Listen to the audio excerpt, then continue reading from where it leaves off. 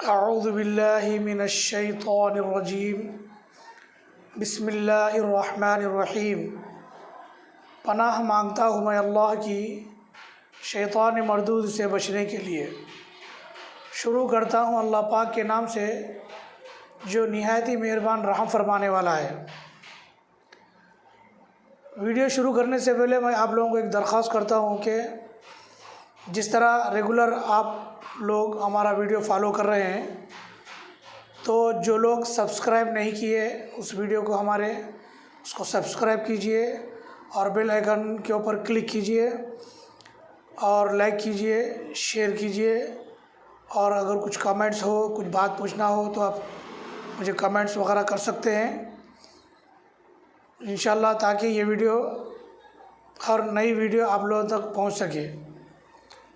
तो अभी लास्ट हमारा जो वीडियो था गन्ने के बारे में, हम गन्ने के जूस के फ़वाइद बताए हैं, उससे क्या क्या फ़ायदा होता है। अभी इंशाल्लाह डॉक्टर साहब आपको बताएंगे वाटरमेलन के बारे में, उसके फ़वाइद। अस्सलाम वालेकुम रहमतुल्लाह।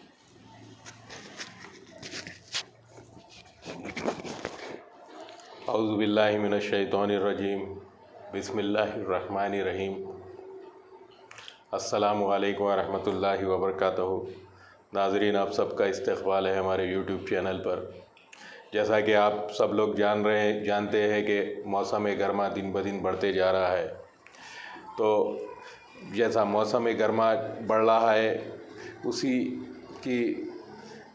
को मद्देनज़र रखते हुए हमको ऐसे एहतियाती तदाबीर अख्तियार करना है जिसकी वजह से हम गर्मी की शिद्दत से बच सके।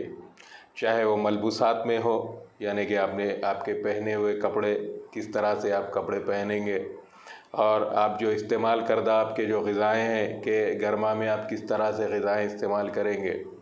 और उसके साथ साथ गर्मा में मशरूबात का भी काफ़ी इस्तेमाल होता है, जैसा कि हमारी साबिक़ा वीडियो में हमारे मोहतरम अनवर साहब ने आपको गन्ने के रस के बारे में बताया है।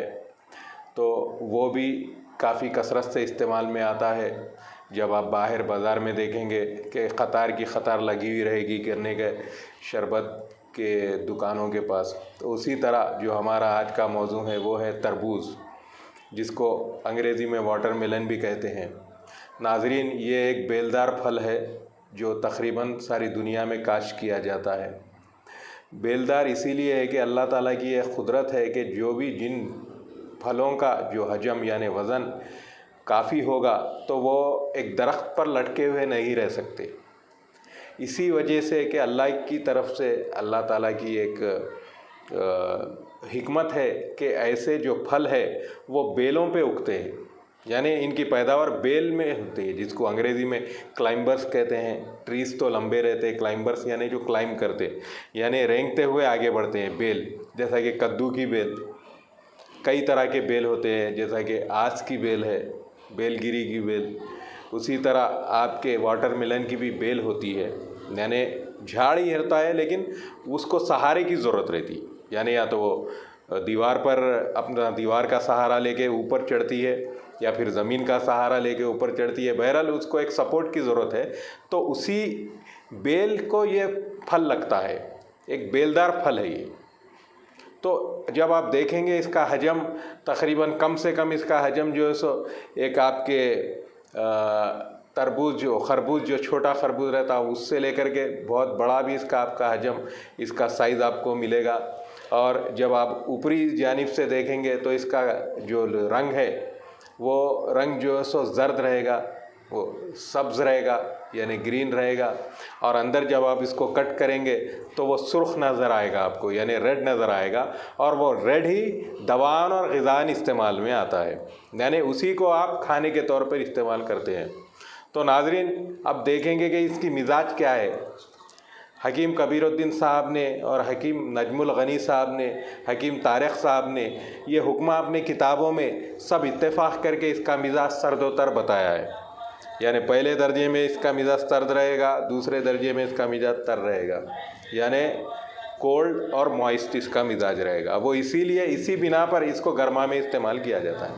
यानी कि गर्मा की जो शिद्दत है उसको कम करने के लिए ऐसे ग़िज़ाएँ और ऐसे आपको फ्रूट्स मेवे इस्तेमाल करना है जिनका मिजाज सर्दो तर हो, यानी आपके जिस्म में जाकर वो ठंडक पहुंचा सके, ताकि आपकी धूप की जो तमाज़त है, जो गर्मी की शिद्दत आपके जिस्म में उतर रही है, उसको तस्कीन, उसको एतदाल पर लाने के लिए हमको तरबूज का इस्तेमाल करना ज़रूरी है। तरबूज एक बहुत ही क़दीम फल है, इसका ज़िक्र पुराने किताबों में भी आया है और इसकी काश्त कई हज़ारों साल से होती आ रही है दुनिया में, और ये बहुत गर्मा में इसका कसरत से इस्तेमाल किया जाता है। और इसकी इफ़ादियत इतनी है कि अगर मैं एक दिन भी इसके बारे में बोलना चाहूँ तो मुझे एक दिन भी कम पड़ेगा। यानी अल्लाह ताला ने इस तरबूज में इतनी खूबियाँ रखी है कि हम बयान करते करते थक जाएंगे और आप सुनते सुनते थक जाएंगे। तो बहरहाल मुख्तसर अंदाज में मैं आपको बयान करूँगा कि तरबूज सबसे पहले ये आपकी प्यास को तस्कीन देता है, और ये पेशाब आवर है, यानी उन अशख़ास में जिन अशख़ास में यूरिनरी सिस्टम में कुछ प्रॉब्लम है, जिनका यूरिन बराबर फ़िल्टर नहीं होता, ग्लोमेरुलर जो फिल्ट्रेशन रहता है, अगर उसमें कुछ ख़राबी आ जाए तो ये तरबूज के इस्तेमाल से ये पेशाब आवर होके फ़िल्ट्रेशन प्रोसेस को बढ़ाता है। ये आपकी जिगर की इस्लाह करता है, ये आपके मैदे को साफ़ करता है, ये आपकी प्यास को तस्कीन देता है, ये आपको एक रिफ़्रेश करता है, ये मुफर्रे है। जब आप इसका इस्तेमाल करेंगे तो आपको ऐसा महसूस होगा कि आपके जिस्म में एक ठंडक गई हो और एक किस्म का आपको सुकून महसूस होगा। और जब आप अगर इसका आप साइंटिफिकली और इसमें केमिकल कॉन्स्टिट्यूएंट की जब आप स्टडी करेंगे, यानी इसमें क्या क्या ऐसी चीज़ें हैं, मैं आपको बताता चलूँ कि ये जो तरबूज है ये कुकुरबिटा फैमिली को बिलोंग्स करता है। यानी हर एक पौधे, हर एक मेवे, फ्रूट्स की एक अलग अलग अपनी फैमिली रहती है। जितने भी बेलदार जो फल हैं वो कुकुरबिटा फैमिली को बिलोंग करते हैं।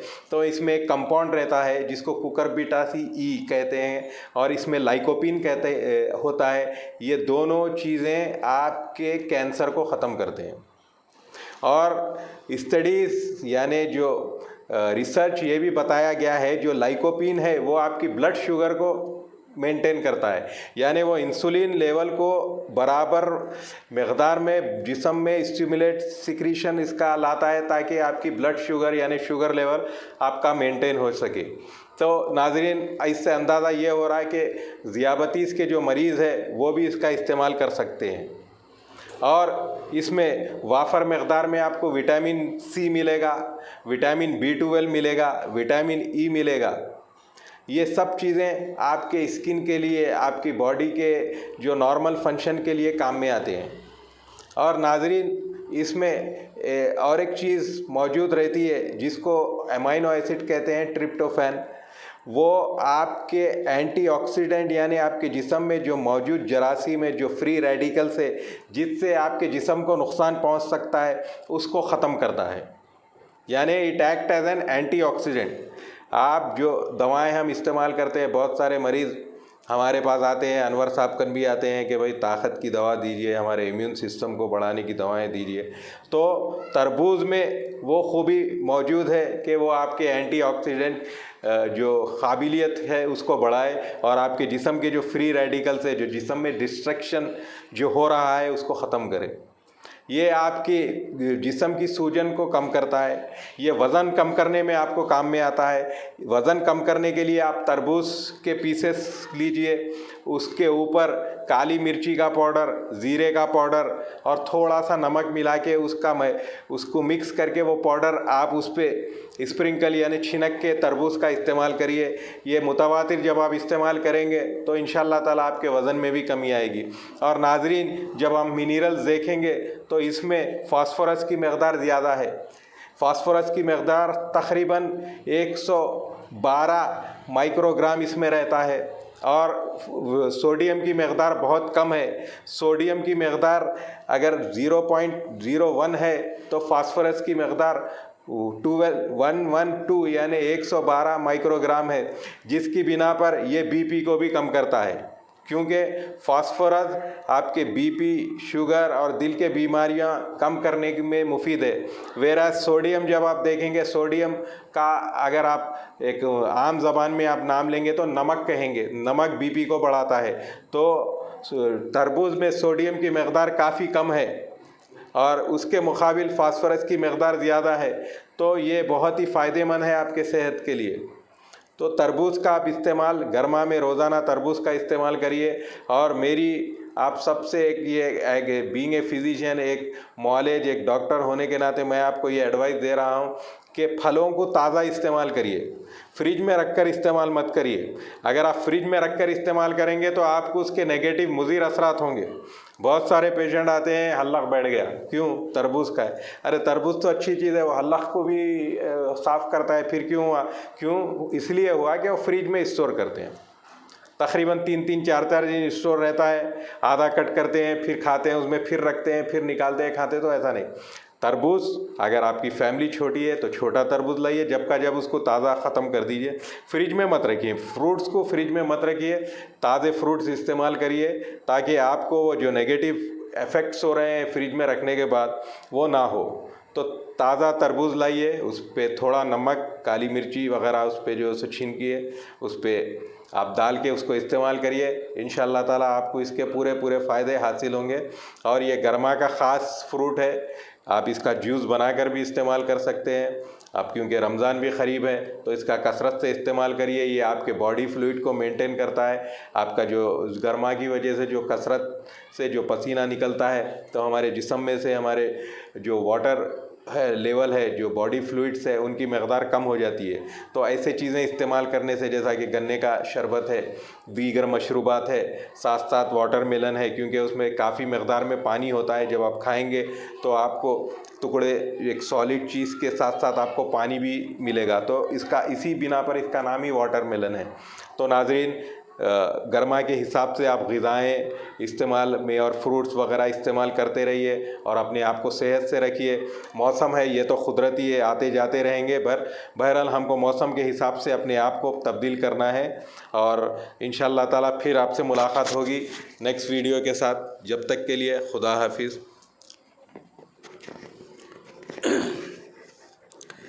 माशाअल्लाह, जज़ाकल्लाह। रोज़ बरोज़ हमारे पास ऐसे ही टिप्स आप लोगों को मिलते रहेंगे, आप इसके फ़ायदे उठाते रहिए।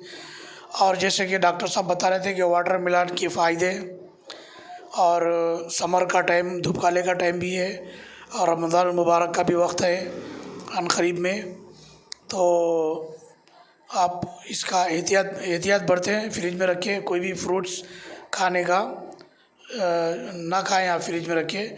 और जिस तरह वाटरमेलन के जो फ़ायदे बताए हैं, उसके अंदर भी ये हयातुल जदीद, ये कलौंजी का बना हुआ है। इसके अंदर मौत के अलावा हर मर्ज़ का इलाज इसमें मौजूद है।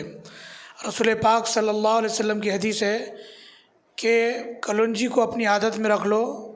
उम्मत मुस्लिमा को ये फरमा रहे हैं कि कलौंजी के बीज को अपनी आदत में रख लो, ताकि हर मर्ज़ से आप बच सकें। तो ये कलौंजी का बना हुआ है, आप इसको इस्तेमाल कीजिए। और सुबह और शाम 1-1 कप खाने से आधा घंटा पहले पीजिए। Sugar, BP, thyroid, heart, liver, kidney वाले सब लोग ये पी सकते हैं। और रमज़ान मुबारक के महीने में इसका इस्तेमाल रोज़ा खोलने के बाद, नमाज के बाद 1 कप पीजिए और उसके आधा घंटा छोड़ के खाना खा लीजिए। फिर सहर से आधा घंटा पहले इस्तेमाल कीजिए। जब आप मुलाकात करेंगे तो फिर हम आपको बताएंगे इसके इस्तेमाल के और मज़ीद तरीक़े। अस्सलामु अलैकुम व रहमतुल्लाहि व बरकातुहू।